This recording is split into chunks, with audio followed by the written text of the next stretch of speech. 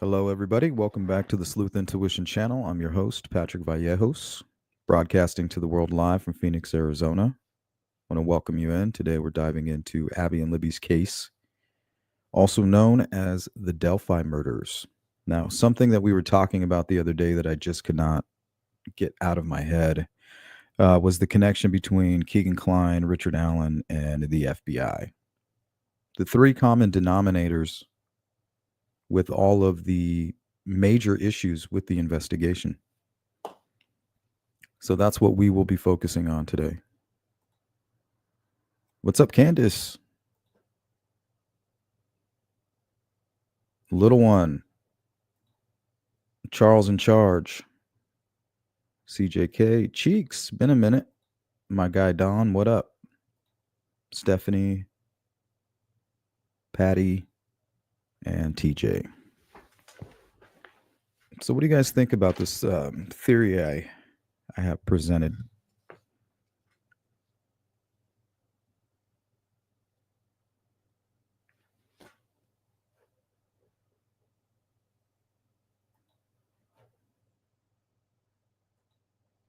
What's up, Miranda? Turned out to a scathing new government report faulting the FBI for its continued failure to protect some child victims of sexual abuse after the scandal involving former USA Gymnastics doctor Larry Nassar. Ken Delanian joins us now. And Ken, what did they find? Tom, today's report by the Department of Justice Inspector General found widespread failures by the FBI to properly investigate child sexual abuse allegations, despite promises by the Bureau to fix the problems exposed in the Nassar debacle. In that case, Nassar's abuse continued while the FBI investigation stalled. Today's report said that problem persists. In one example, the audit found the FBI failed to investigate a child sex abuse allegation for over a year while the suspect abused the victim and another child. The FBI said some agents were referred for potential discipline, adding in a statement that ensuring the safety and... So what if Nassar was part of a larger group, right? Remember, during the interview with Kegan Kline, investigators said, hey, look here, bud. Directly from your Dropbox, we've discovered the largest CSAM ring in Indiana history. And then Carter wouldn't shut up about tentacles from that point moving forward. Talking about dozens of investigations that have stemmed from what started from the Anthony shots, Kegan Kline. And remember, they were searching Kegan Kline specifically because of the Delphi murders. And then that investigation, right, tentacle, led to other crimes.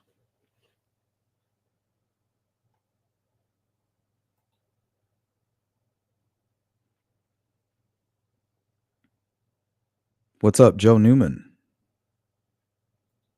Andy Kane, I missed. The theory is basically, it's more of a question. Do you think that the FBI possibly helped conceal the fact that Richard Allen and possibly Kegan Kline working together committed this murder because it would lead to, let's say, some type of a cabal?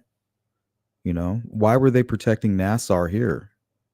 He's a very well-connected person. Is he part of some group of men or people for that, men and women, possibly? A group of very influential people with power.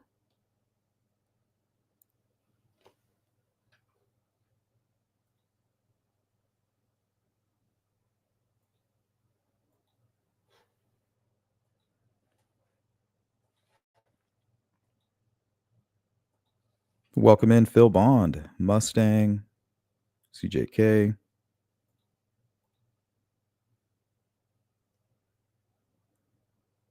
Just a stain, period. He's just a stain. So during Richard Allen's trial, we found out that the FBI was pretty heavy on day one. The girls went missing. They hadn't even been found yet. And you have the FBI there.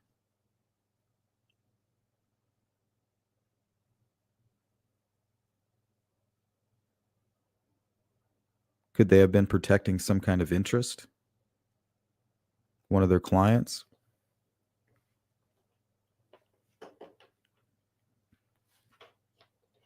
One of these influential people.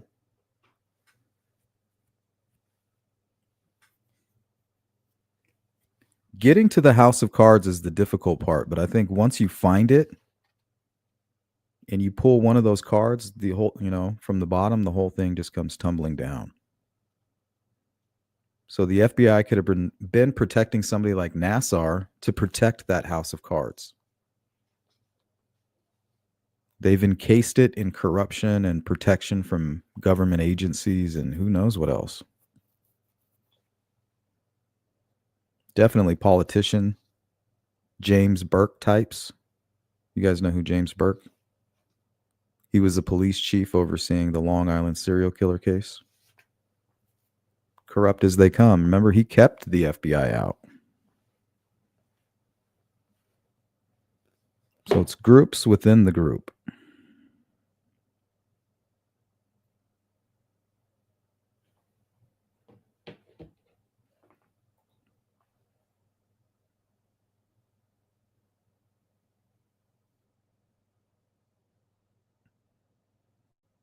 Okay, let's go down the line then.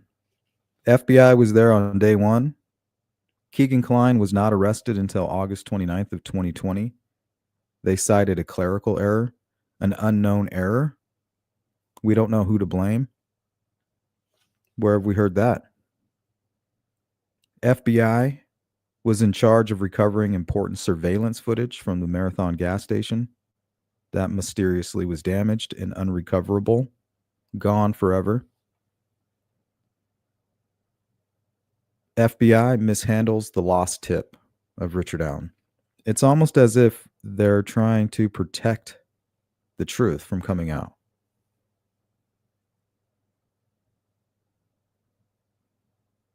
See, we forgot about Kegan Kline not being arrested until August 29th of 2020. We always thought the FBI was doing their job. Like, yeah, let him go. Keep an eye on him and see if he contacts the killer. Nope, that's not what was happening. He was just running loose. Who knows what crimes he committed in Las Vegas? Another clerical error.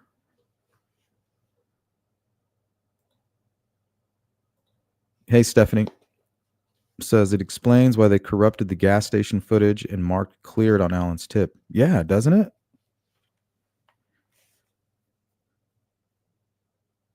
Everything that doesn't make sense in this case, the FBI touched in one way or the other. You know what? Let's just say hypothetically that the FBI were protecting this global pedophile cult, per se, and they sent FBI agents down there right away because they realized there was some kind of a screw up. I mean, just let's entertain that for a minute. Is it possible that they went down to the crime scene and cleaned up evidence? You have this massive search going on, and in the middle of all of that, you have these corrupt I'm not saying the entire FBI is corrupt. I'm just saying that we know for a fact that some groups have been known to cover up and protect child predators. So let's go down the list again. FBI there on day one. Kegan Kline not arrested until August 29th of 2020. Clerical error. Nobody to blame. FBI potentially destroys surveillance footage. FBI mishandles the lost tip. Did I miss anything?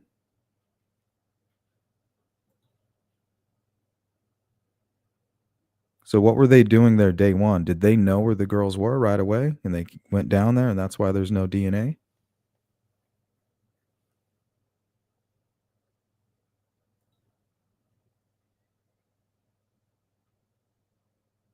Now, remember, it's not that they didn't, they couldn't tie Richard Allen's DNA to the crime scene. They couldn't find anybody's DNA.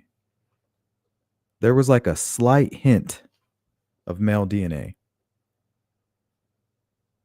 And the technology that we have right now can't even touch that. So either the killer wore gloves, knew exactly where and what to clean up, or they had help.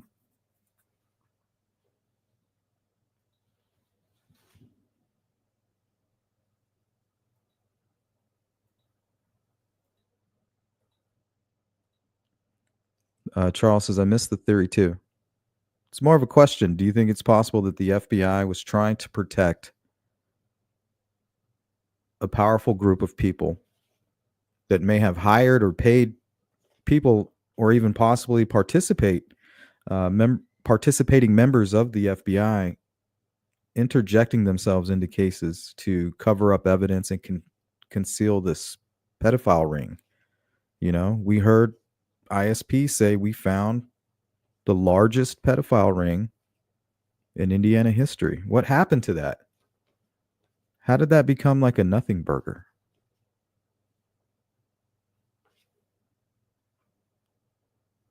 How does that get swept under the rug?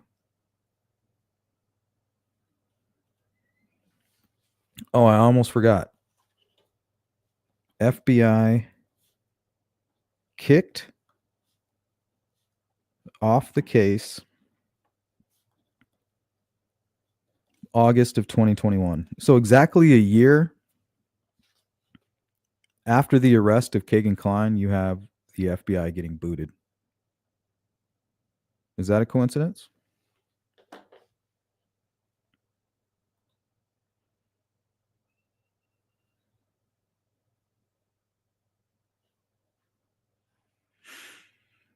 Candace says, what year was Nassar busted? Here, I think I have an article I wanted to read on that.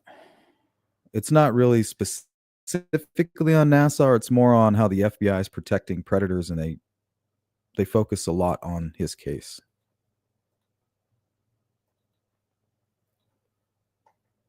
Here, I'll put this up on the screen if you guys want to read along or whatever.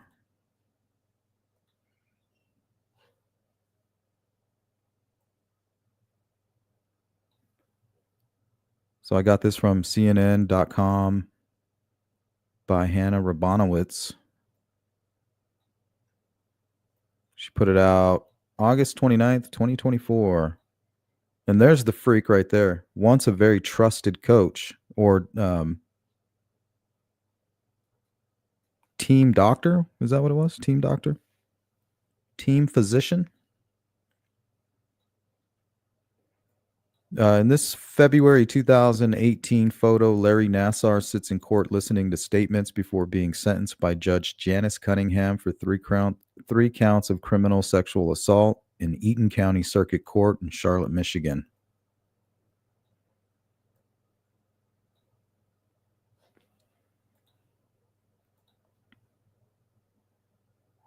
Understatement, CJ. Was Abbott related to somebody at the funeral home in Delphi? I traced him back to there, but could definitely be wrong. Well, I have a video. After he retires, he makes a statement on the Delphi. Well, actually, he gives an interview on the Delphi murders and what he thinks is going on. But we're going to hear about Abbott a lot in this article here, and some evidence that he might be corrupt. What's up, Christine? J. Ray.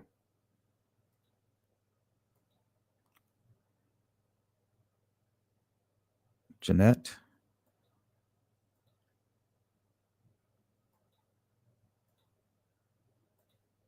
The same guy that covered up for Nassau was the same in Delphi. Yep. Richard Allen can't appeal now, can he? It's been over 30 days. I think they've already submitted for the appeal. I think they did it right away, Andy.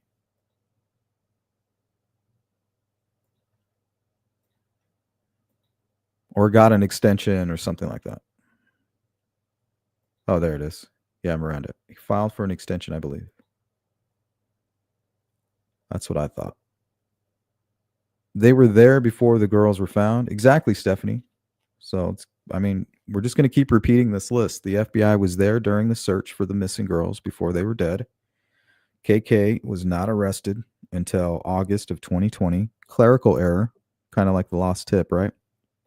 FBI mishandles surveillance footage, key surveillance footage from the Marathon gas station that we heard Kegan Kline actually searched on his phone. You know, we heard that from the murder sheet. And they've been pretty accurate, if you ask me. The FBI or an employee of the FBI mishandles the lost tip. You know, we asked that question, who wrote cleared on the tip? Well, if we're accurate with some of these accusations today, well, I have a good idea who might have wrote cleared on that tip. Maybe it's the same people that were there on day one. Maybe it was the same folks who created this clerical error, causing the delay in the arrest of C-Sammer Kegan Kline.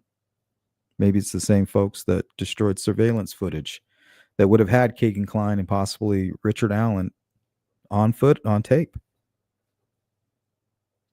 The gas station in question is a stone's throw from Richard Allen's home.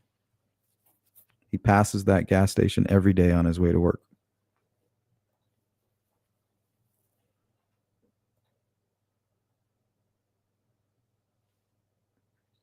And then the FBI gets kicked out of the case. Like, why would that even happen? Doug's just like, you guys are off the case in August of 2021. Give us everything back. I think that they may have discovered that the reason that they're struggling to make this connection is because somebody has been putting their thumb on the scale. Here, before we go into this,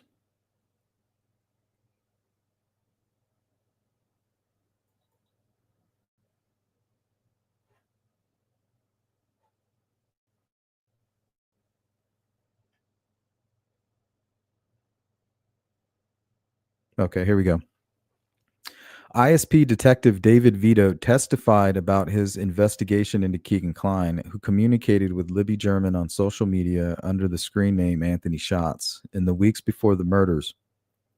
Once investigators identified Kline as the person behind the account that had contacted German on the day of the murders, they obtained a search warrant for his laptops and phones and discovered the devices contained child pornography. Vito testified that significant resources, okay, this is the important part, that significant resources were devoted to investigating whether Kline and his father, Jerry, were connected to the murders before Richard Allen was arrested, even taking Kline to a cemetery near the crime scene in August of 2022. Notice the correlation between August. What's going on with that? August 29. Kegan Kline is arrested in 2020, August of 2020.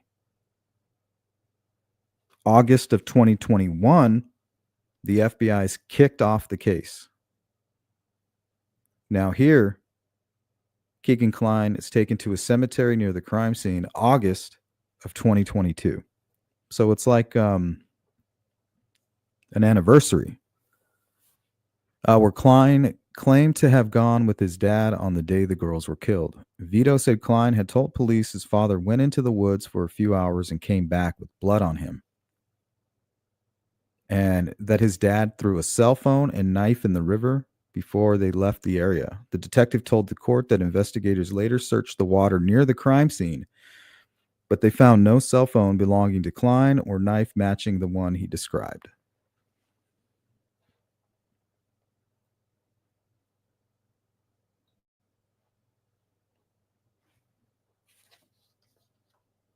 So I'm thinking that ISP and Carroll County, everybody who was working the Delphi case got frustrated. Like, man, what the hell? Like, we know what happened, but we can't present anything that we can't prove. You know, they got to look at everything through the eyes of a courtroom or the eyes of a jury. Like, are we going to be able to prove this in a court of law? Is this admissible? But for whatever reason, they were unable to make the connection. Why? You know, it's like, why? Well, let's go down the list. FBI there on day one. Kegan Kline's not arrested until August of 2020. FBI potentially destroys surveillance footage connecting the two to the crime. FBI mishandles the lost tip. Somebody writes cleared on that tip. They don't know. Nobody to blame, right? Clerical error. Just like in 2020. And for whatever reason, Doug Carter kicks the FBI off the case August of 2021.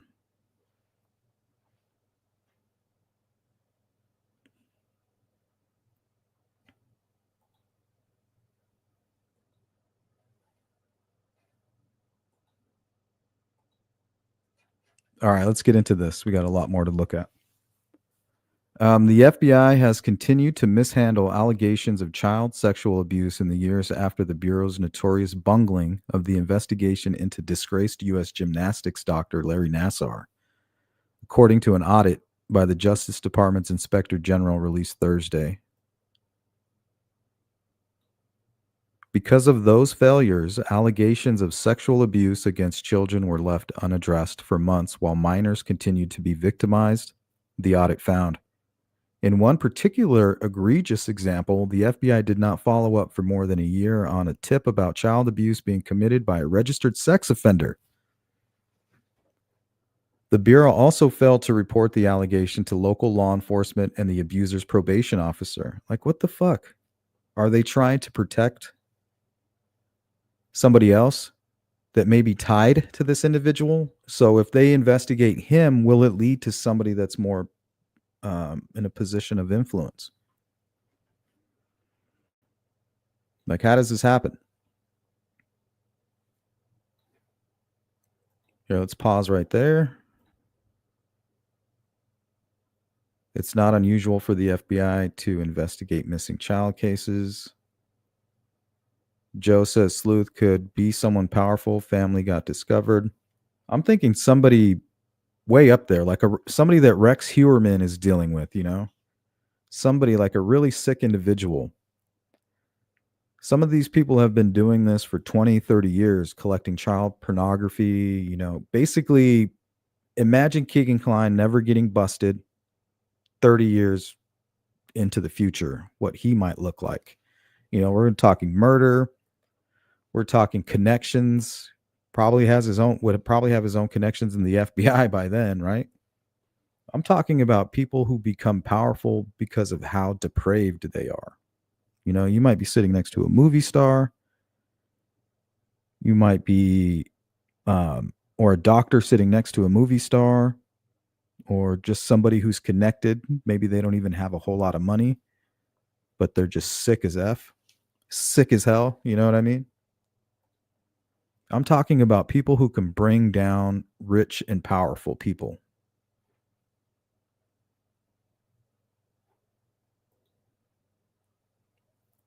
When it comes to the Long Island serial killer and James Burke, who was the chief, he had family members that were powerful politicians. He had people in the FBI. He had all kinds of connections. They even had a witness who was a prostitute who said that she actually saw him with her own eyes at one of these parties. You know, a group of powerful men, prostitutes, and then all of a sudden one of them goes missing, right? Most likely hunting them over there on Gilgo Beach.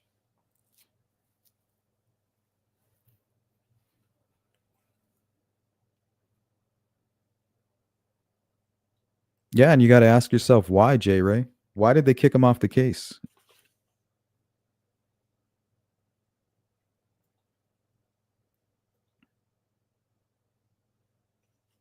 They were investing all these resources into the Klein connection, but just they couldn't find anything. They knew it was there. They still believe it's there. Even till this day, they've been asked that question. What are you doing about Anthony Schatz? Nothing we can do.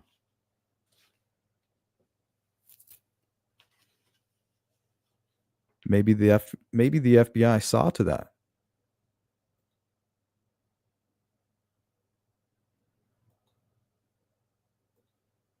I believe that Richard Allen is the bridge guy, Jerry Klein and Kegan Kline being at the bottom of the hill, that there's a video of it. I don't believe FBI was protecting anyone in this. Well, how do you explain all this activity? How do you explain the fact that ISP and the investigative team basically failed to make the connection between Richard Allen and Anthony Schatz and Kegan Kline.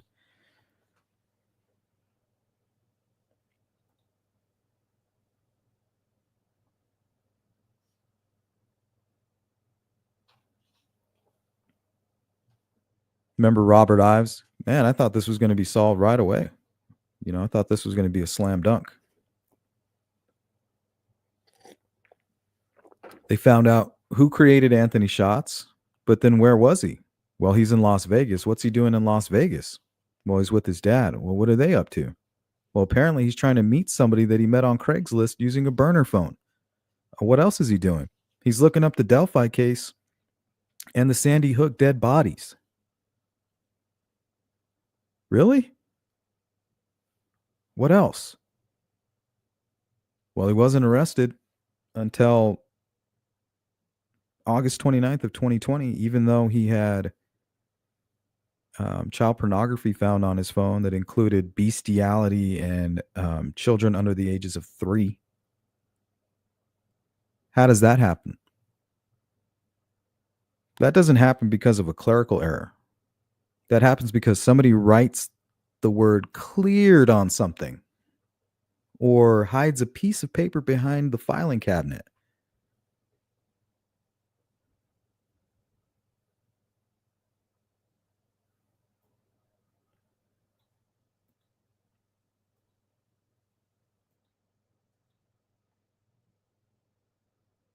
J-Ray, yeah, this is also a possibility. Maybe they just suck at their jobs and blame a clerical error because it looks better than outright backpedaling. I did consider that. What about the surveillance footage? That just vanished. From my understanding, Kegan Kline looked up the Marathon gas station on his phone the gas station in Delphi, the day the girls were murdered. So the gas station that he's looking up, that is right around the corner from Richard Allen's home, the day of, he's searching that gas station. Somehow that surveillance footage is gone forever. Vanished. Poof. Just an afterthought. I'll continue. Dan Doolin takes a tip from the killer, one of the killers potentially. He was not tasked with investigating or interpreting any of that information. He was tasked with recovering this information and following protocol. I'm going to enter this into the Orion system. How am I going to do that? I'm going to hand over my documentation to this woman who was employed with the FBI.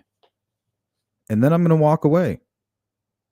And if it's of any benefit, the investigative team will make that decision. I got to go interview 4 other people.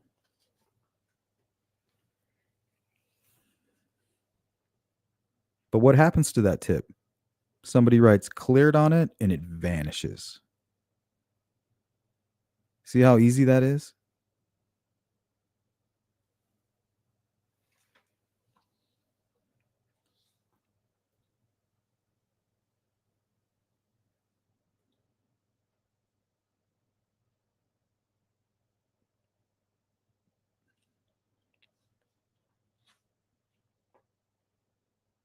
Yeah, it could be Stephanie.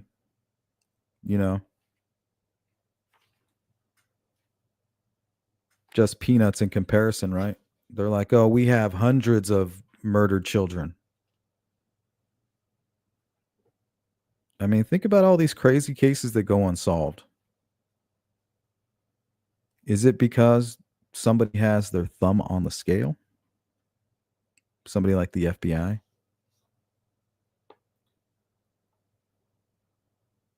Don says, in my opinion, the FBI is one of the biggest criminal operations in the world. I agree with that. I think large parts of it has been completely corrupted. The whole 7th floor needs to be fired and prosecuted.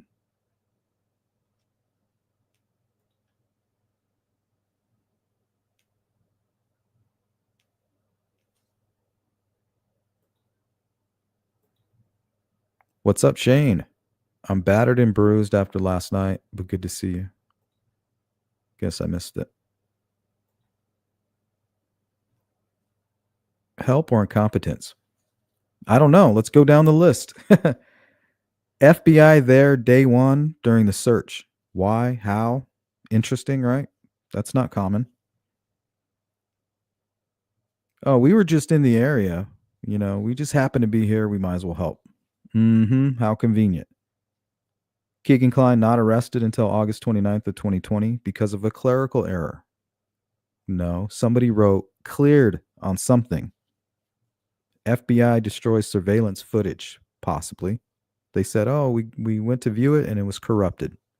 Yeah, I'm sure it was, buddy. FBI mishandles the lost tip. Dan Doolin does his part, takes down the detailed interaction, the notes for the interaction with Richard Allen, who obviously is trying to be proactive, inject himself into the investigation. I don't want to do this at home. I don't want to do this at the police station. I don't want to get the 4 different stories that I'm telling to 4 different types of acquaintances. I don't want those to cross. I told my wife one story. I told my buddies down at the pool hall a secondary story. And this will be the third.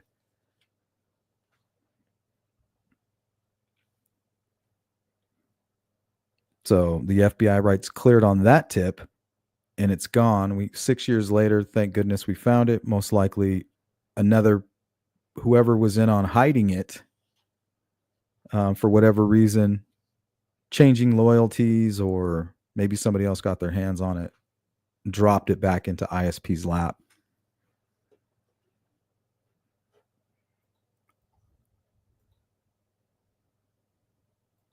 What's up, V. Marie? Welcome in. Good to see you.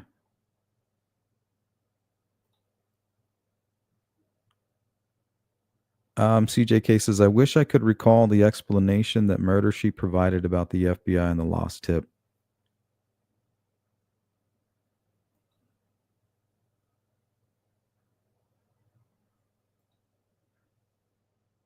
Wasn't just the FBI either. Weird things happen with ISP. I don't know. It was ISP that kicked the FBI off the case. Like, why would they do that? So they're over here wasting all their resources trying to make this connection that they know is there.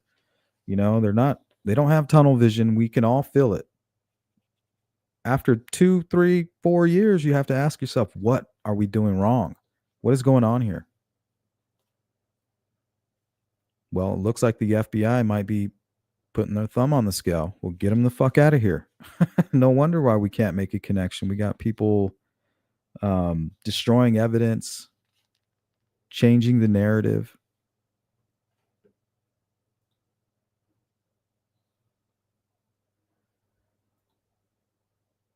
BG spotted in Tennessee. Oopsie. Oh, yeah. The bulletin that was sent out there. I think that, what was that? That was another clerical error, remember?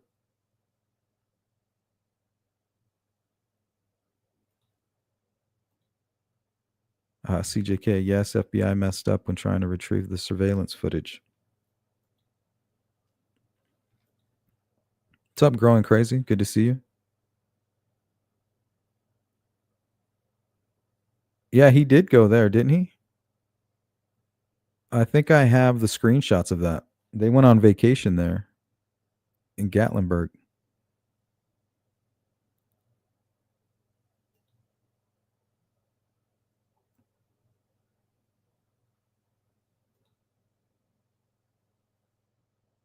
Yeah, me either, TJ. Yeah, we're going to see. He says that here. Hey, what's up, wife Lilith? If TK and KK don't know Richard Allen, I will personally bow down to TK's foot and apologize. TK could shut me up anytime by taking me to court and saying I'm slandering, and what KK told me is a lie. Crickets, though. Yeah, everything we discussed today is all hypothetical. We're not trying to accuse anybody. These are theories. What's up, Anna? Okay, let's continue on here. The FBI also did not document any steps taken by law enforcement to safeguard a 2-year-old who was being sexually abused while an investigation languished for more than 2 years, the audit says. The agent assigned to that case was juggling too many investigations, the inspector general said. Mm-hmm. A senior FBI official defended the Bureau in a call with reporters Thursday, saying that the vast majority of issues highlighted in the audit were compliance issues, meaning that investigative steps were taken, notifications were made, but there was improper or missing documentation within the case file. There it is. That seems to be their MO. It was a clerical error. A few things were missing. It's not our fault the hard drive was corrupted. We followed all the steps to a T. The official added that we don't refute that there are instances where investigative steps should have been taken, calling those failures completely unacceptable. Those are the ones that they couldn't cover up. The audit followed up on issues that the department's top watchdog identified as part of its scathing investigation into how the FBI investigated allegations against Nassar. In the Nassar investigation, which was opened in 2018 and resulted in a final report in 2021. So smack dab in the middle of the Delphi investigation, you have this sick shit going on. Who knows what else he was involved in, right? You're telling me that Nassar didn't have CSAM? I'll never believe that.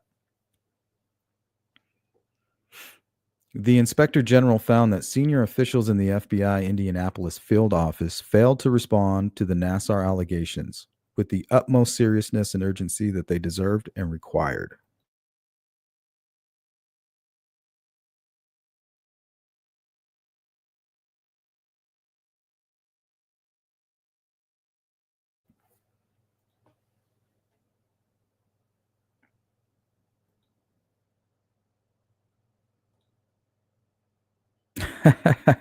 It's more of a nub now, I think.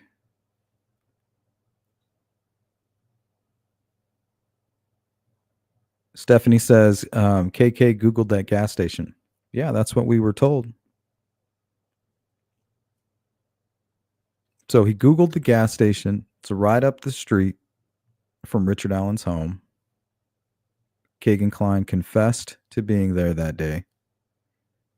Who's to say there wasn't video footage of Richard Allen and Kegan Kline meeting?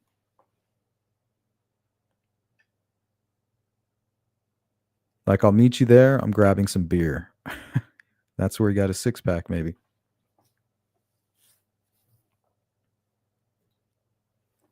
Charles says, FYI, the Allens were there vacationing in Tennessee. No, I agree. That's what I just said. Yeah, you're 100% right. I might have that. Let's see.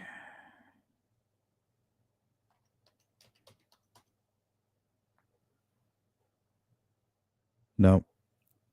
I have it, but I just didn't title it properly. But yep, screenshots of Kathy Allen's Facebook. They went out there. I believe it was in 2018. They vacationed.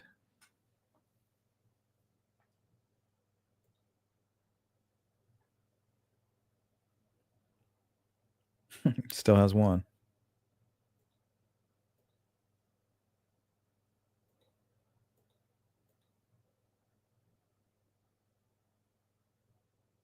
That's a good song. You might win some, but you just lost one. You might win some, but you just lost one.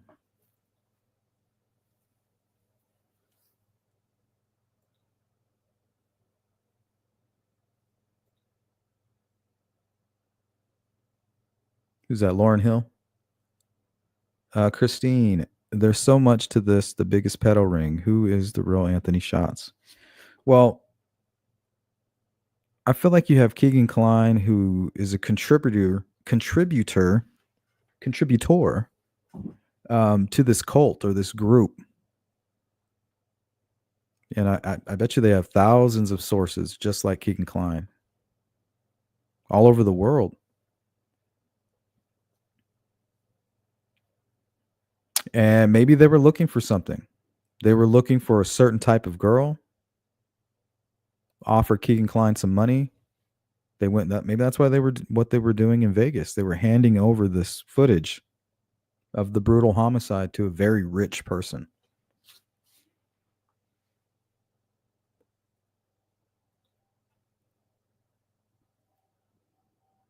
And if this person goes to jail, that means a whole lot of other very powerful people potentially could be named.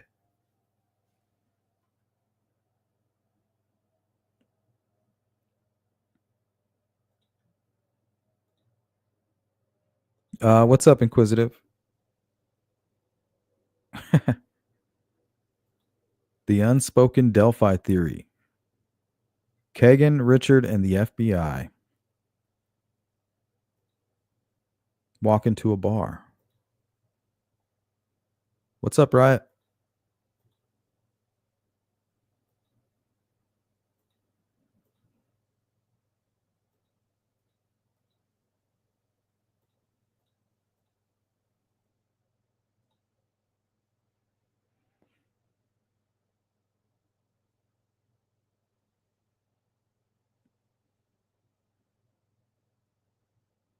There you go, Anna.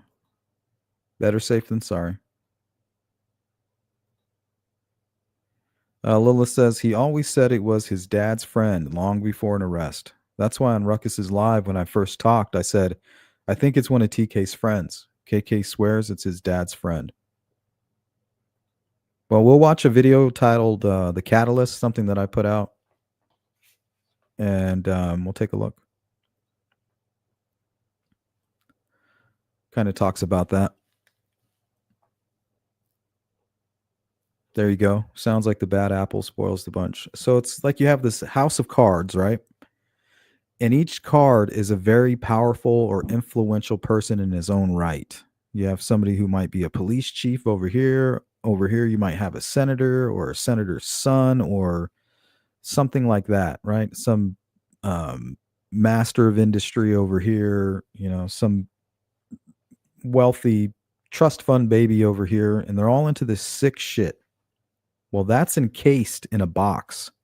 And this box is people like the FBI. If they're influential, they're going to use their influence. You know what I mean? Why do you think we have millions of missing children? It's the same group, I'm sure of it.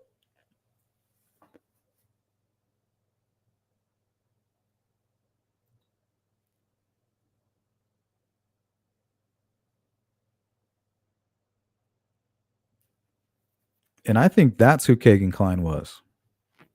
Like, he's Emily Ann. Kegan Kline was created July of 2016. So I think a group of people may have created that. Like, we'll all just have access.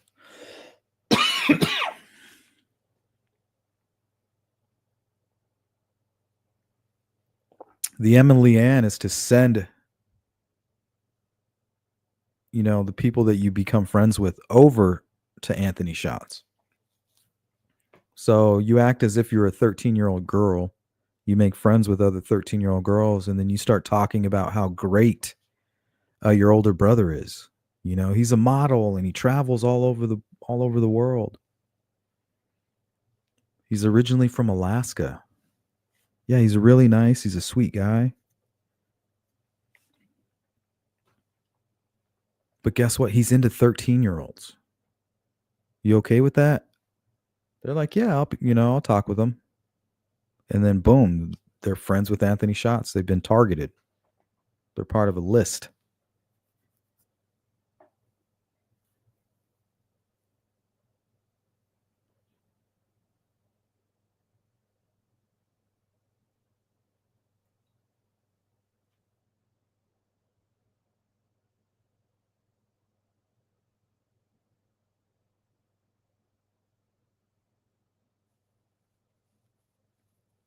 I don't know. I've seen a lot of people with bad knees, very heavy set, people who have trouble walking normally. I've seen them walk that entire area, going from the crime scene directly up to the cemetery, and doing it in less than 6 minutes.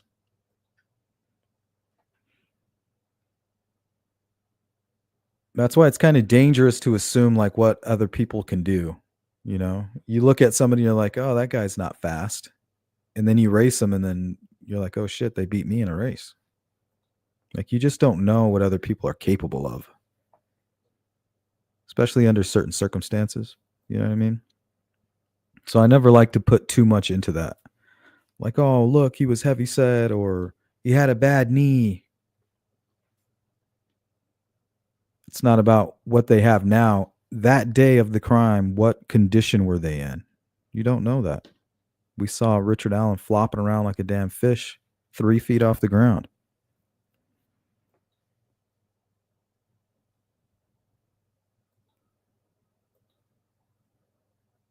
Good to see you, Boston.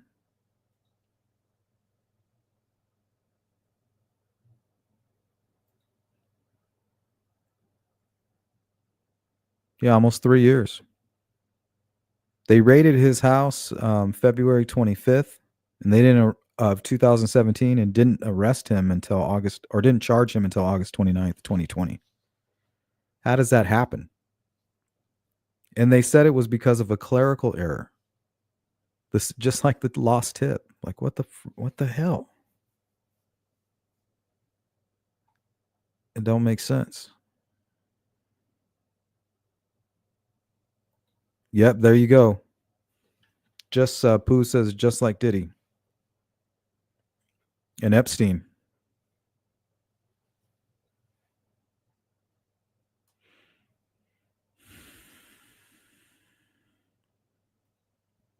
Absolutely, Poohs. Absolutely. Powerful people with their thumbs on the scale. Oh, you just happen to be in Delphi while the girls are missing as part of the search? Like, what are you doing? Are you hiding evidence? Are you trying to clean something up?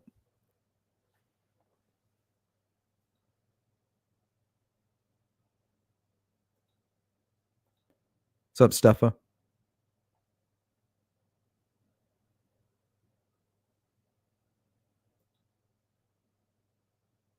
Anna says, when Richard Allen was first identified, I thought maybe he accosted the girls on the bridge, told them to go down the hill as a prank involving others, but he never named anyone else.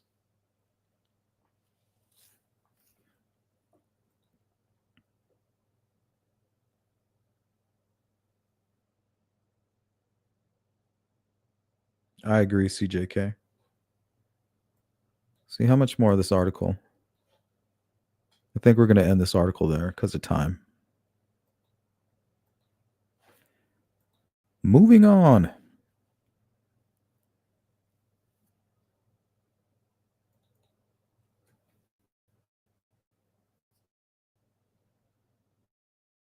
Okay, this was Indiana State Police Superintendent Doug Carter. He says he played a support role and that dozens of law enforcement agencies were involved in the investigation at first. Those included the FBI, Homeland Security, U.S. Marshals, and the ATF. Carter said the decision for the FBI to leave the case was made in August of 2021. The FBI agents working on the case turned over all their investigatory materials.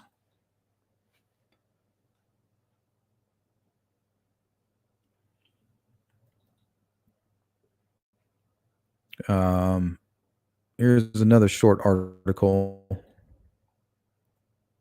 by Kyle Bloyd. Indiana State Police have released a statement on the delayed arrest in a child porn case that may be connected to the murders of Abby and Libby near Delphi. News 8 began asking questions after ISP asked for tips on December 6th regarding social media profiles using the name Anthony Schatz. The next morning, News 8 discovered that a man named Kegan Kline had been connected to the account in the days following the murder of Williams and German in 2017. Court documents filed in Miami County show he was charged for child porn and other crimes in 2020. Kline has not been directly connected in the murders of Williams and German. To date, investigators have not explained why it took more than 3 years for Kline to be charged in the child porn case. Investigators have also explained how the Anthony Schatz profile may have interacted with Williams or German. Here's their statement. ISP released this statement. The Indiana State Police has received many media inquiries since our December 6th press release concerning Anthony Schatz and eventually the identification of Kegan Kline. Your questions are certainly relevant as they relate to a long, complex, and extremely complicated murder investigation. During the last nearly 5 years, we have conducted dozens of secondary investigations, right? Secondary investigations? Whatever happened to those? Based on information we received. One of those investigations included a possession of child pornography case resulting in the arrest of Kegan Kline. The information we have, and continue to receive concerning Kline has ebbed and flowed over these last few years. We understand there was a period of time that passed between 2017 and 2020 when Kline was not arrested and incarcerated for possession of CSAM. Once the Indiana State Police presented the criminal case to the Miami County prosecutor in June of 2020, immediate action was taken by both the Indiana State Police and the Miami County prosecutor's office, which ultimately resulted in Kline's arrest. Like so many other pieces of this investigation, we will always review, learn from, and make any necessary adjustments. We do not believe that any person has done anything intentionally wrong. But, and notice how they said we do not believe. They don't say we know. We do not believe that any person has done anything intentionally wrong, but we will continue to critically evaluate our efforts. We know there is enormous interest in the why of everything we do, but we cannot and will not speculate. One day, here's that bullshit. One day, you will have the opportunity to see and know what we do, and we look forward to that day. We still don't know.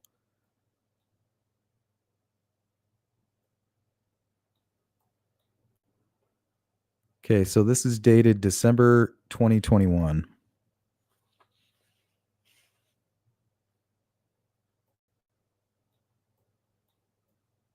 So this is after he kicked the FBI off the case. So December 2021, and he kicked the FBI off the case August 2021. So he knows. I think he's hinting.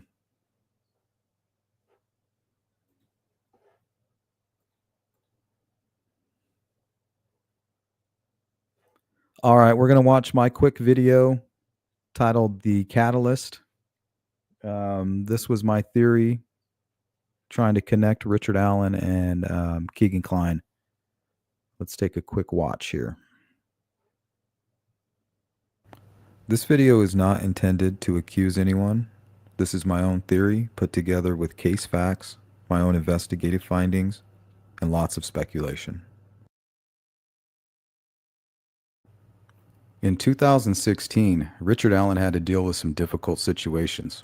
His daughter got engaged and moved in with her fiance, and his wife Kathy's brother John passed away due to complications from a motorcycle accident. It is uncertain whether any problems arose in Rick and Kathy's relationship now that they are living together as a couple at this point instead of a trio. He now has a father's financial burden of a wedding and a wife who has checked out emotionally over the loss of her brother John. 3.5 months after his daughter moved out, Rick's brother-in-law, Johnny Boy Walker, passed away. John was Kathy Allen's younger brother, and she had a deep admiration for him. Those who knew him revealed that he spent most of his time taking care of his mother or attending church. With John gone, Kathy's mother will need someone to care for her. My sources tell me Kathy and other family members shared this responsibility. This disrupted Richard Allen's routine by pulling him back to Peru, Indiana. Peru, Indiana is not only where Rick and Kathy grew up, it's also the birthplace of the infamous Anthony Schatz profile. The creator of the account is a convicted child predator named Kegan Kline. Kegan Kline's arrest affidavit states that the profile was created on July 14, 2016. Kegan was living with his father right up the street from Kathy Allen's childhood home when he began communicating with underage girls with the catfish profile. My local sources tell me Kegan Klein's mother, who just like Richard Allen is from Mexico, Indiana, and was friends with Kathy Allen. I was told Kegan Klein's father, Tony, hung out with Kathy Allen when they were in their 20s. Another source told me they believe it would be impossible for Richard Allen not to know Tony Klein. I was told they hung out on 2nd Street in Peru, Indiana, not far from Kathy's childhood home. According to Kathy Allen's December Facebook post, she seemed to be falling into a depression over the loss of her brother John. With 2016 coming to a close and the murder of Abby and Libby not far off into the future, Richard Allen, for the first time in a long time, has the freedom to make some bad decisions. Kathy posted to Facebook that somebody hacked into her brother's Facebook account after he passed away, calling this person a monster. Local sources tell me that after Johnny passed away, somebody hacked into his account and was contacting women and underage girls. With his daughter out of the house and his wife occupied with helping her mother, this gives room for Rick to rekindle old friendships. I was provided a copy of John Walker's certificate of death. From this, we learned the location where Richard and Kathy Allen would be staying on and off while caring for Kathy's mother in Peru. If you draw a circle or perimeter around where Richard Allen was staying in Peru and another circle around where Kegan Kline was living, the circles overlap exactly where the Wabash River search took place. The circles represent the anchor points of each household or likely range of daily movement. Johnny Boy crossed the very bridge they searched under on his way home from work the night he crashed his motorcycle. He would also cross that same bridge, leaving the Kline home and going to the house where Rick and Kathy were taking care of Kathy's mom. So, were they searching a river near the Kline home or searching a river near the Allen home? Or both? With Richard Allen and Kegan Kline now existing in the same hemisphere, it is possible they linked up or Richard Allen got close enough to access the Anthony Shots profile. Delphi investigators questioned Kegan Kline about the Anthony Shots account in 2019 when he was finally arrested. Kegan Kline told stories of heavy drug use and passing out on the couch, leaving his devices for others to access. Investigators told Kline that someone was trying to meet up with Libby through the account. During that interview, investigators told Kegan that 2 separate devices logged into the Anthony Shots profile at 8 a.m. the morning the girls were killed. The location data tells us that the Anthony Shots profile was logging in and out of 2 devices at the Canal Street address where Kegan and his father lived. If the killer or killers were traveling from Peru, it would explain the talk about the Marathon gas station. When you travel, you need gas, and Richard Allen would have most likely offered up as a suggestion the gas station he sees the most, which would be the Marathon gas station just around the corner from his home. This would also explain why Richard Allen was captured on camera traveling west on 300. If he was coming from Peru and avoiding the main streets, this is the direction he would be coming from. I believe Richard Allen and his accomplices returned to Peru after committing the double homicide of Abby and Libby. Kegan spoke with Barbara McDonald and told her his father was raided by police over the Delphi case while he was in jail. Local sources tell us Kegan's grandfather was also served a search warrant. During the search, they apparently dug up his fire pit. Kegan Kline used his grandfather as his alibi, claiming him and his father were there all day. I believe Richard Allen planned to use a similar alibi, but had to throw that out the window after he was spotted without his face covering by Betsy Blair when he was on the bridge. Nervous Rick needed a cigarette. Richard Allen was most likely with all the people responsible for the murders of Abby and Libby while at Kegan's grandfather's home. This is where I believe they burned most of the evidence. On his way home, Richard Allen would have to cross the very bridge they searched under to get back to his wife and mother-in-law. I believe Richard Allen tossed a phone and a blade into the Wabash River on his way home from Grandpa Kline's. We know the day the river search started, they took Kegan Kline into ISP custody. Investigators took Kegan to Grissom Air Force Base to discuss the Delphi murders. Everything between Kegan and the Delphi investigators would be sealed and marked as confidential moving forward. We also know that 4 weeks into the Wabash River search, Tony Leggett, is handed info that would uncover a lost tip narrative. 2 weeks later, Richard Allen is being questioned about the murders. After Richard Allen is interviewed, investigators served a search warrant on his home. They recovered devices, knives, and Richard Allen's gun. Neighbors reported that police also dug up his fire pit. 2 weeks after his home is searched, he is arrested and charged with the murders of Abby and Libby. I believe the motorcycle accident that killed Johnny Boy, God rest his soul, was the catalyst for these murders. I believe I have outlined the recipe for this disaster. I hope.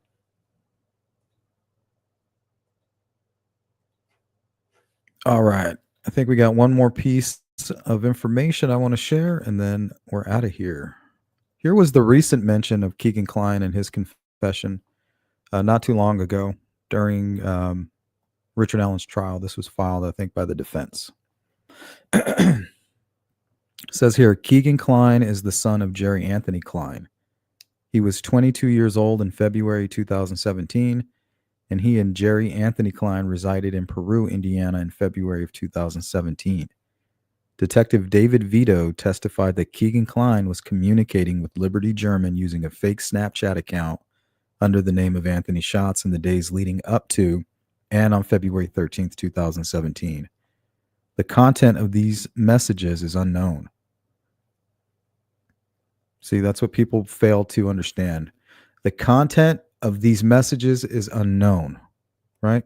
He further testified that Kegan Kline admitted to driving to Delphi, Indiana with his father, Jerry Anthony Kline, on February 13th, 2017, and that Kegan Kline waited in the vehicle while Jerry Anthony Kline went to the woods in the area where Abby and Libby's bodies were ultimately found. Detective David Vito testified that Kegan Kline stated that when Jerry Anthony Kline returned to the vehicle, he had blood on him. Roland Purdy further testified that Kegan Kline admitted that they discarded a knife in a river when they were driving home. All of this evidence creates an inference that Kegan Kline and Jerry Anthony Kline murdered Abigail Williams and Liberty German. Okay, so the FBI. We're going to look at an interview with the same FBI agent, Mr. Agent Abbott. Now, he was accused of basically covering up for Larry Nassar. And we're going to watch him basically give an interview about the Delphi case. FBI doesn't necessarily have jurisdiction for murder cases. This was clearly a case that was within the jurisdiction of the state police. And Doug Carter, superintendent of Indiana State Police, is a good friend and a great colleague during that time and continues to be a great friend. He came and asked for our assistance. As the special agent in charge of the FBI's Indianapolis division, I had during my tenure the option, the authority to provide whatever assistance he might want to the level that I thought was appropriate. I was absolutely enthused to unleash every FBI asset, technical ability, anything that we had to try to help him solve this case. Indiana State Police stayed the forefront and in charge of the case. But I will tell you that there were those days when the FBI certainly had more personnel in and around Delphi than anyone else in law enforcement. Some days I think we were over 100 personnel that I was trying to keep track of. All doing various things in different capacities, whether it was with the command post, videography type things, voice type analysis, crime scene experts, behavioral analysis experts, and then, of course, just numerous agents pounding the pavement and running down leads that we had from thousands and thousands of tips. When you're out there, week 1, week 2, month 5, year 1, what goes through your guys' mind when you are still no arrests? Each day that went by, we just felt like that we were going to be closer and closer and closer. And the investigators that Doug with the state police had assigned to the case and that I had assigned from the FBI were extremely competent. Just real quick, I want to welcome in Big Fish, YouTube Bad Actors, Jur. Who else did I miss? Low Light Recovery, Dark Side, and everybody else. Very reliable, very intuitive as to how they did their investigations. They worked together seamlessly, and we're very proud of them because of that. So we just felt like with each day that we would have that break.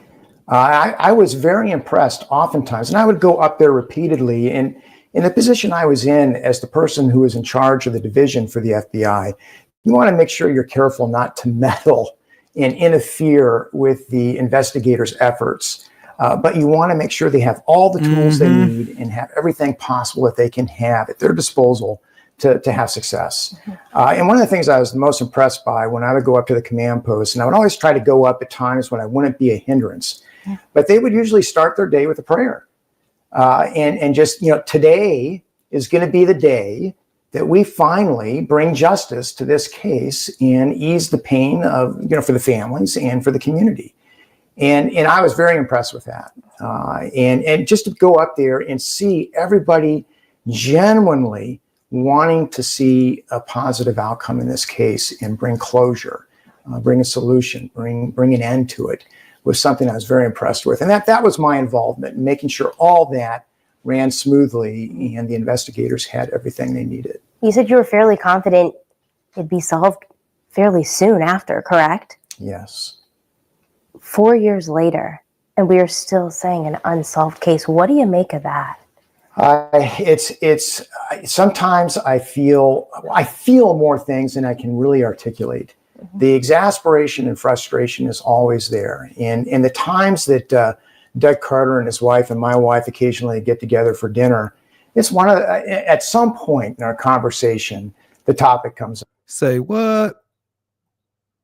And in the times that Doug Carter and his wife and my wife occasionally get together for dinner, it's at some point in our conversation, the topic comes up because I know it's still very close to Doug's thoughts, and it continues to be in mine.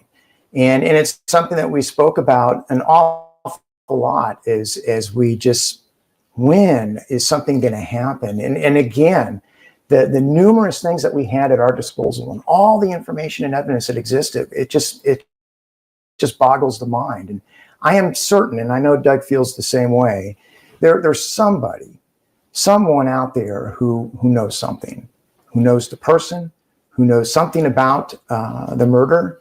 That person, he or she, is either afraid to come forward because they're fearful, or maybe they even feel themselves being complicit in some way. And to that person, I would tell them, we'll protect you. You'll be safe. And they would be doing an incredible service to the families and the community by bringing closure to them. And because I feel so strongly about many of the not circumstantial things, many of the crime scene things of which we won't speak about, that point to more of a signature that the killer left behind, we feel very confident that person comes forward. That's the thing that will help us tie it together. And that person who is out there and hopefully would be viewing something like this would hopefully build that courage and know that what they were doing really would have a deep meaning for the families and the community that have suffered this tragedy. There are things that occurred or that were found in the crime scene that only the killer would know. And so those are things that it's been explained to the family and others, and certainly in the media, that we just can't speak about because we don't want the killer to know that what we know. And whoever he or she is, more probably he, that person is out at freedom now, really, in many ways. They have to wake up every morning knowing and wondering if today's the day that they're going to finally be caught. Are those persons who might potentially know something circumstantially about them that will give them away will actually come forward. And so that person already is not free, whether they care or not about this horrendous act that they committed. They'll be caught at some point. So what do you guys think about that? It's the same guy who was accused of covering up for Larry Nassar.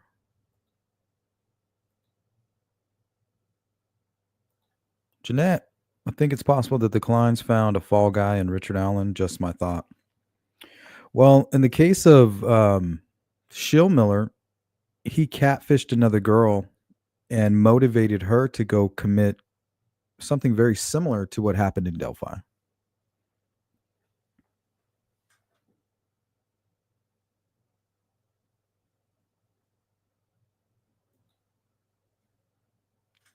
But I've talked to people from Mexico, Indiana, and Peru, Indiana. They say 100% Richard Allen and the Kleins know each other.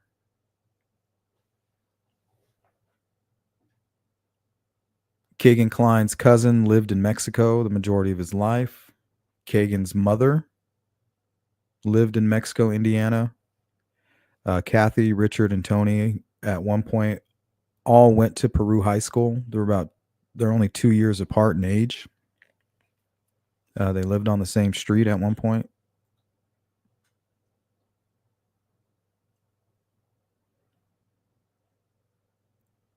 What's up, Big Fish?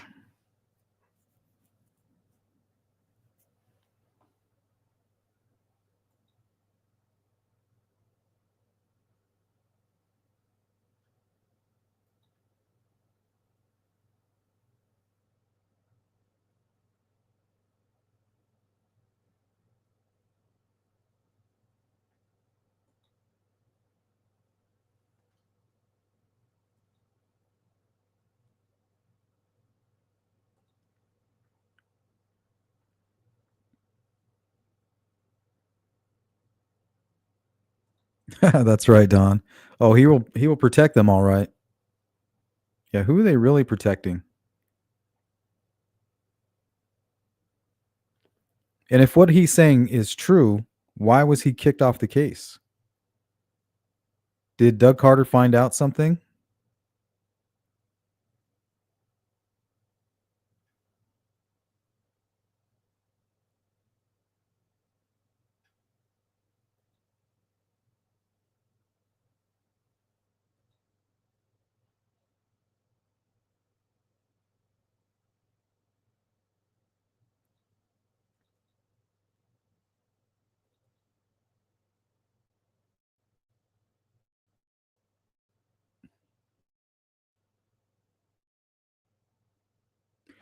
All right, this is according to the FBI on the lost tip after they were accused by ISP of mishandling or misfiling the tip. They said, as stated in the past, this is a complex multi-agency investigation. The implication that an alleged clerical error by an FBI employee caused years of delay in identifying this defendant is misleading. Our review of the matter shows FBI employees correctly followed established procedures. Sources indicate during the early days of the investigation, dozens of law enforcement personnel and volunteers answered a tip line and sifted through the first of more than 72,000 tips that were gradually received in the case. So they're trying to kind of distance themselves from it, like, it wasn't, the person who was handed the tip. It could have been any one of these dozens of law enforcement personnel and volunteers. It wasn't our guy. There is no indication at this time of how such a substantial tip regarding a middle-aged man in clothes matching those of the killer admittedly walking on the Monon High Bridge that day did not receive heightened attention or further inquiry for more than 5 years. Well, if you hide the tip, that's how. If you write cleared on it and you hide it, so that's kind of like a very passive-aggressive comment right there.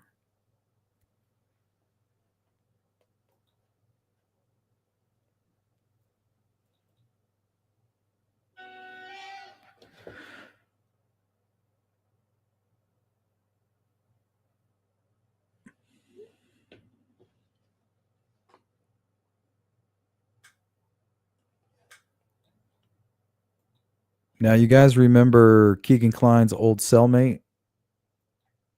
Those of you who are familiar with the Delphi community, you might know him. But this is how he got popular on YouTube. Is he was locked up with Kegan Klein, and he left a comment on another YouTube channel about the confession. Now, this was way before we knew that it was true and official. But this is what the comment said on that YouTube channel. It says, Kegan told me that he created the catfish profile to talk to girls, but that his dad often used it as well. And he was the one who asked the girls to meet by the bridge. Kegan told me that they went to Delphi to meet the girls, but he stayed in the Jeep while his dad went down to meet them. So now we have Kegan Kline confessing to one of his cellmates or somebody that's locked up with him in the same facility. So it's not like he's just confessing over here to who was it, Doug Carter or Nick McClelland at Grissom. He's also telling people that he's locked up with. He now feels comfortable explaining to everybody, like, look, I already talked to Nick about it. He called them the boys, remember? I already talked to the guys. So we ask ourselves, why would he lie? Why would he do that? Well, obviously to go have a field trip and, to get out of prison for a day, get all this attention, right? That's all good and well, but why would he confess to his cellmate? Okay, says he stayed in the Jeep while his dad went down to meet them. Kegan told me that he did not have anything to do with killing the girls, but he helped dump them where they were found. Kegan told me that the feds offered him a dinner, a bottle of champagne, and a hotel room to testify against his father, where he could take his fiancée Holly out on a date. Kegan told me that he would not tell on his dad. It's their job to prove it. He also told me that the feds offered him immunity in exchange for his testimony after being locked up in the 600 block of the Miami County Jail with him. I believe that his dad killed the girls and Kegan was an accessory. There might be a third person involved, but he never mentioned a third person to me. I saw the evidence pictures of his discovery, and now that I'm out and I can see more pictures of his dad, I feel that he matches the description of the bridge man. So I can see why Kegan Kline would be motivated to lie to ISP and Nick McClelland. But why would he lie to this guy? Why would he even tell him about that?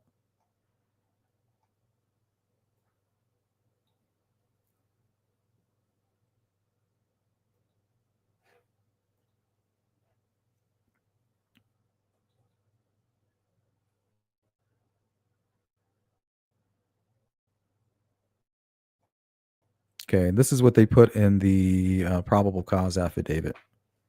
Investigators reviewing prior tips encountered a tip narrative from an officer who interviewed Richard M. Allen in 2017, right? The one piece of information that would have identified him as the bridge guy. This would have been solved right then and there. Mr. Allen was on the trail between 1330, 1:30, and 3:30. He parked at the old Farm Bureau building and walked to the new Freedom Bridge. While at the Freedom Bridge, he saw 3 females, right? These girls are leaving at 1:30. He's coming at 1:30. He sees them. They see him. While at the Freedom Bridge, he saw 3 females. He noted one was taller, which is exactly what correct description of the witnesses. He noted one was taller and had brown or black hair. He did not remember description, nor did he speak with them. He walked from the Freedom Bridge to the High Bridge.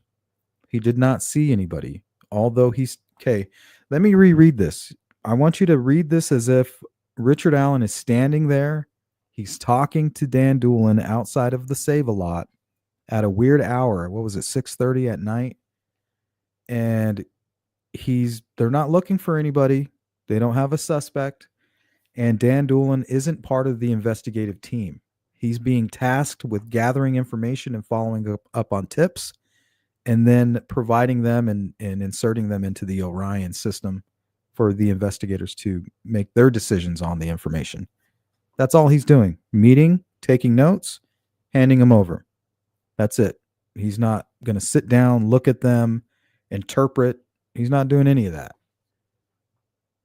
So Mr. Allen was on the trail between 1:30 and 3:30. So he's kind of writing as Richard Allen is talking. He parked at the old Farm Bureau building. So that's what Richard Allen would have said. Oh, I parked at the old Farm Bureau building, CPS building. Now, at this point, I'm assuming that Richard Allen believes that he's been identified, right? He saw somebody on the street. People saw where he parked. Witnesses seen him entering the trail, and then he was also seen without his face covering on the bridge. So in his mind, he's paranoid, right? I need to come forward or they're going to come for me. They've seen me. They know everything. As long as I don't admit to seeing the girls or any of that, nobody can prove that I had anything to do with that. But yes, I was on the trails. That's the story I'm sticking with. He noted one was taller, had brown or black hair. He did not remember the description, nor did he speak with them. He's writing this all down. He walked from the Freedom Bridge to High Bridge. Okay, what next, Mr. Allen? I didn't see anybody. He did not see anybody, although he stated he was watching a stock ticker. Now, why would Richard Allen inject that? Why is that important for him? So he's trying to explain the device. So is his paranoia causing him to inject that into the conversation? Maybe they're going to be curious why I had my phone out and what I was doing with my phone. Stock ticker on his phone as he walked. He stated there were vehicles parked at the High Bridge trailhead, however, did not pay attention to them. He did not take any photos or video. His cell phone did not list an IMEI, but did have the following: potential follow-up information. So this is him after interviewing him. Who were the three girls walking in the area of Freedom Bridge?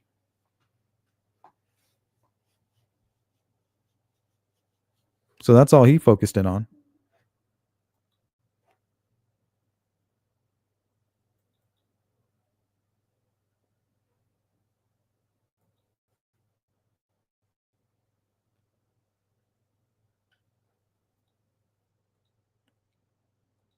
All right, guys, that's pretty much going to do it.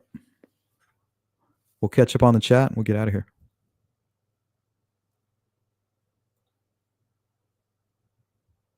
MHB video. What's that? Monon High Bridge?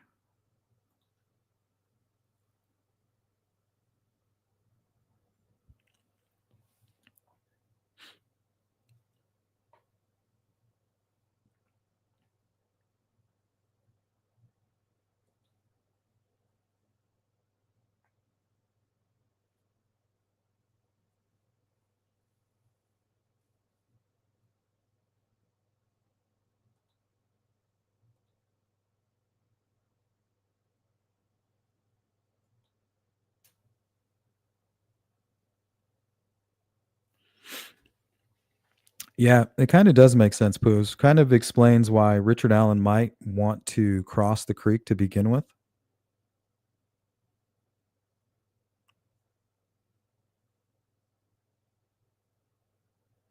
And if Kegan Kline is being honest, he says he helped dump the girls where they were. What does that mean? Does that mean that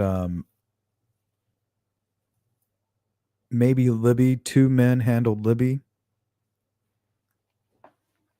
and Richard Allen grabbed Abby?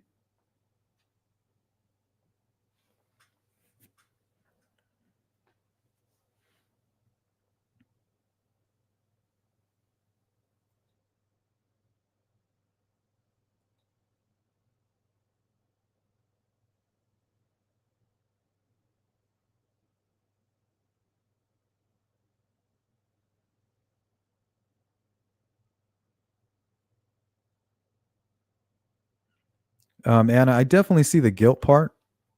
The part I struggle with is the motivation and all of the other pre-planning that I see. And then also I can't get it out of my gut, this feeling of some kind of corruption. But the only corrupt thumb in all of this, or hand in all of this, seems to be from the FBI. And after watching Abbott, he does seem to be connected to Carter in some way. And it was Carter who kicked them off. So maybe Abbott said something to him. Like, we're doing what we got to do. You know, like, you know what I do. Doug's like, oh, shit. Well, I didn't know you had your thumb on the scale. Like, now I got to kick you out of here.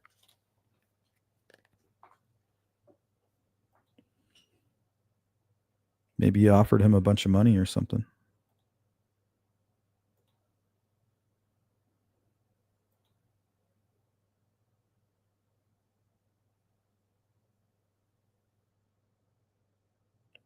What? Debate this case? What are we debating?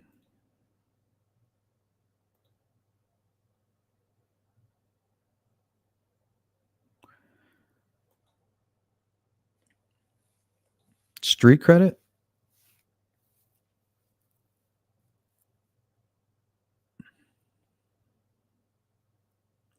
And then you have Ron Logan spending a bunch of money. He left like right when the kidnapping was happening, he leaves and spends a bunch of money.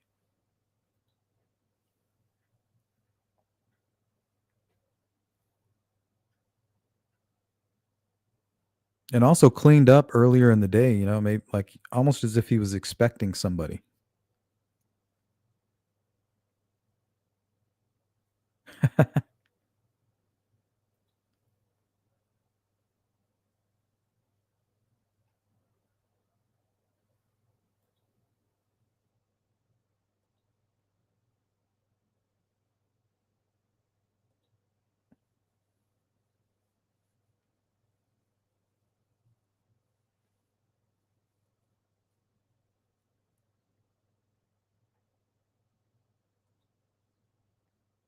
Dark Side says, but Richard would have to play into that as well, you'd think. In what way? Maybe he's just motivated by money. His brother-in-law did just pass away, and his daughter announced an engagement that same month, and she was married late at the end of 2017. Maybe he really needed the money.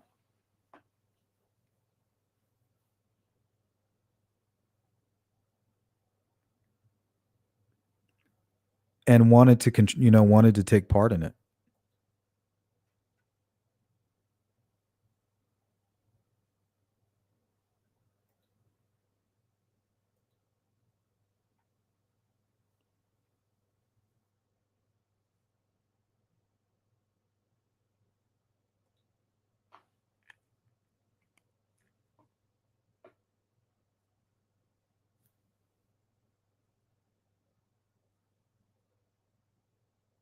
Big Fish says he must not have known the position of the bodies, or should have known, right? Thank you, V. If anybody wants to get a hold of me, there's my email address. Thank you so much, V. Shout out to all the mods. You guys rock. Appreciate you. All of my sponsors, everybody who donates to the Cash App, you guys rock. All of my members. We're actually getting ready to schedule a members live here.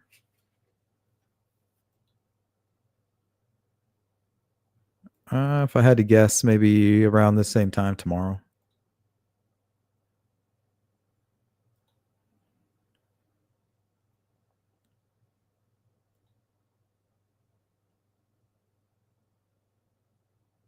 Anna says, I think KK was smart enough to have friends or cousins run his phones all day in Peru. Yeah, it would be easy.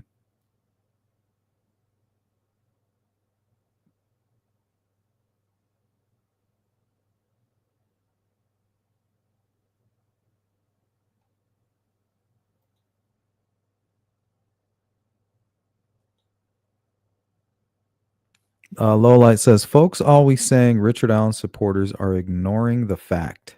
What fact? Let's all put our money where our mouths are. No editing, 2 hours. You two bad actors, not both at the same time. That would be chaotic. No thanks, Lowlight Recovery. But you can always come catch an open panel. We're going to be doing those all the time. You got something to say? Jump on panel.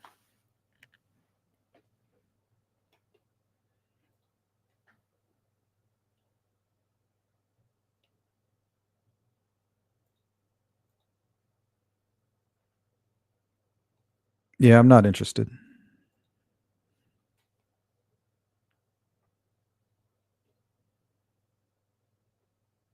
I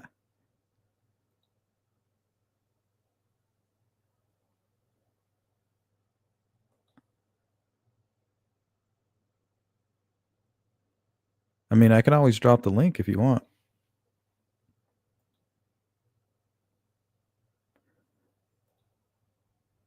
That's all I had for you guys, but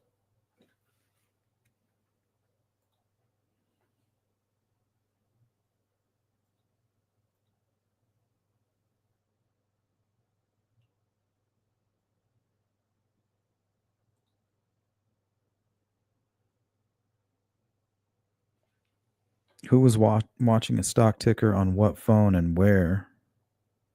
Someone else manning a phone. Yeah, I think it's possible they did this, for somebody. Maybe they were hired to do it or convinced of doing something that they wanted to do, but they were offered a little extra incentive. Like, hey, if we do this, we could probably still make money. We can make money too if we document it.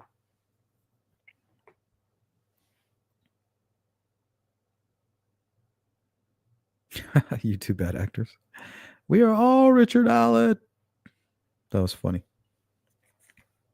Like, nope, I'm not.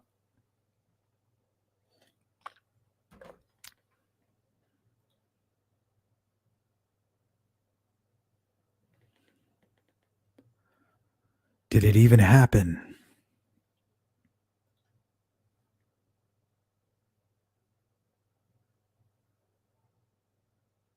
Yeah, it could be. I mean, we're just asking the question. But once again, right, the FBI was there on day one during the search before the bodies were even found. Were they down at the crime scene? Were they cleaning up? What were they doing? Kegan wasn't arrested until August of 2020. They called it a clerical error. How does that shit happen? FBI's tasked with collecting surveillance footage, critical surveillance footage that becomes destroyed. How convenient. FBI mishandles the lost tip. Doolin hands a tip to an FBI employee. Somebody writes cleared on the top of it, and it disappears for 6.5 years. 2021, Doug Carter, friend of Agent Abbott, who was involved in the Larry Nassar case, accused of covering up, kicks the FBI off the case in August of 2021. Very suspicious. But it could just be me. Maybe it's just me. Hey, sees through. Good to see you. She Warrior.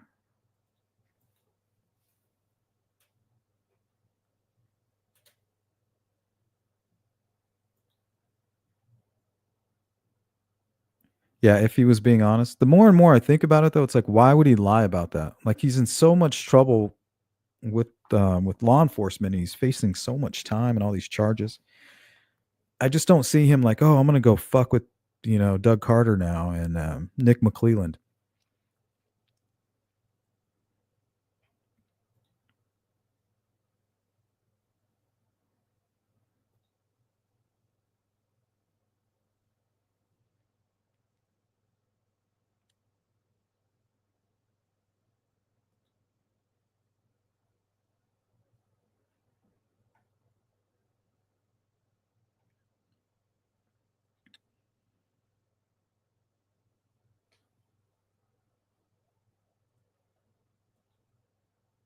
I don't think it was an interstate case.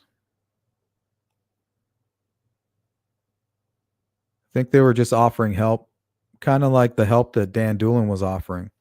Like, he's trained in interviewing and submitting tips and things like that. That's what they were helping with, gathering evidence, doing interviews, running down leads.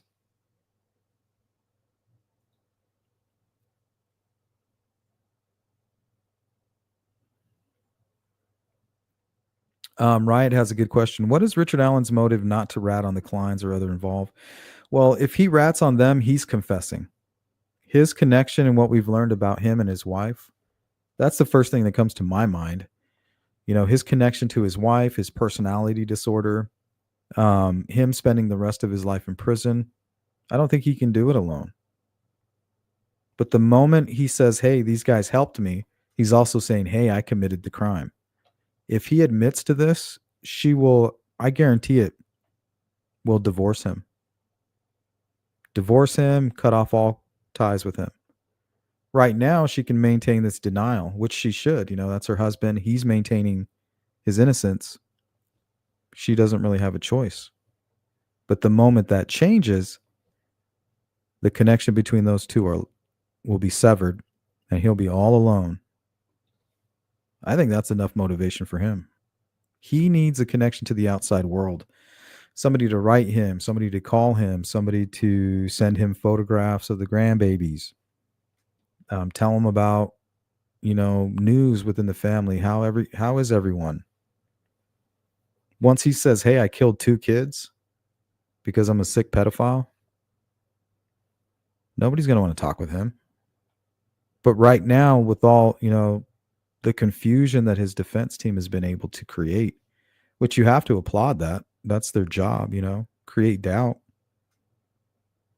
And if you can't look at things critically, you can fall victim to that shit very easily.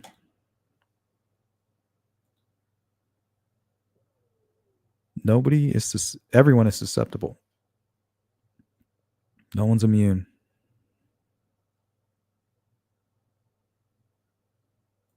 Yep, exactly, Darkseid. He'd be admitting his guilt. 100%.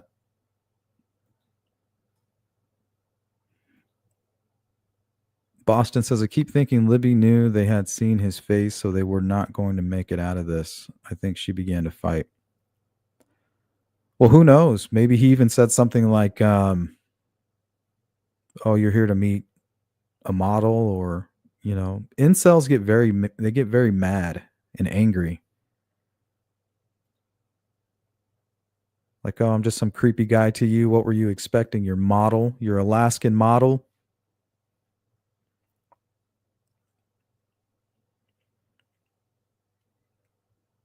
Talking about somebody very deranged.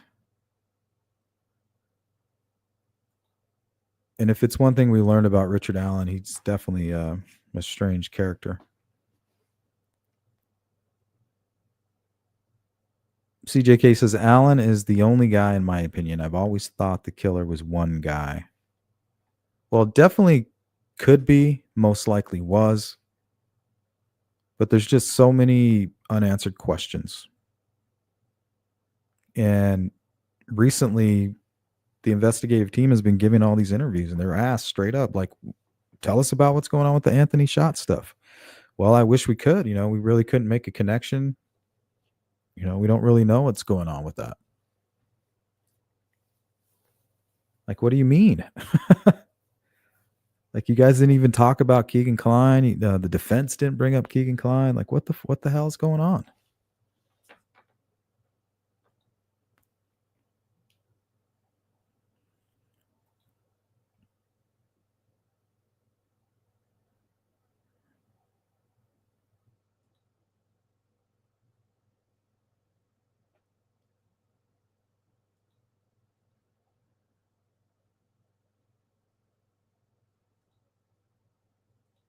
Have a great day, Lowlight. Everybody have a great day. We're about to leave. It's probably our 2-minute warning.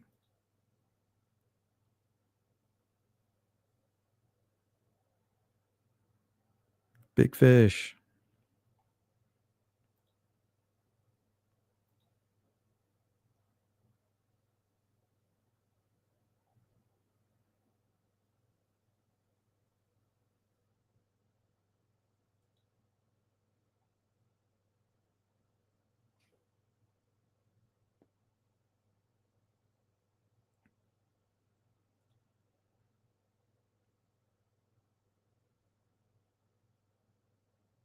Yep, exactly, Darkseid. Like, oh shit, we were here to meet this guy, right? Obviously, we were set up. This is a trap. We're in a trap. And who knows what they could see down the hill, right? The video shows the bridge guy coming to them and them interacting with the bridge guy. But who's to say there wasn't a group of people down the hill already or across the creek? Like, hey, we'll wait on the other side of the creek. We all know how shallow it is there. Force them down the hill and just come across the creek. And if you need any help, we'll jump up and we'll come down there and we'll help you. They were there for an hour and 45 minutes. So these are the things that make me feel like this was a motivated crime, that they were up to something. I feel like if he was just going to do this, it would be quick, right? Goes down there, forces them to undress, is spooked by the van. They go across the creek. He quickly kills them and runs. That doesn't take an hour and 45 minutes.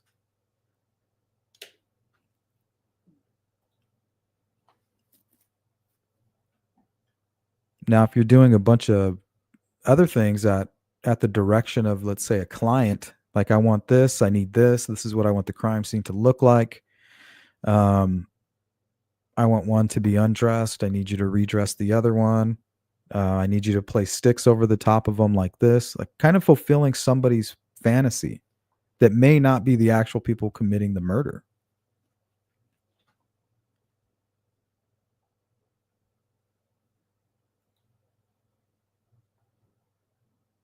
But anyway, that's going to do it for today's live stream. That's the theme, right? FBI there on day one, part of the search. Why did it take so long to arrest Kegan Kline? And when they did, it was cited as a clerical error. What happened to the Marathon gas station surveillance footage? It was up to the FBI to collect that. They failed. Doolin hands over the most important tip of the case to an FBI employee. That tip is lost and somebody writes cleared over it. How does that happen? 2021, Doug Carter kicks the FBI off the case, and they're told to hand over all of the information, all of the files.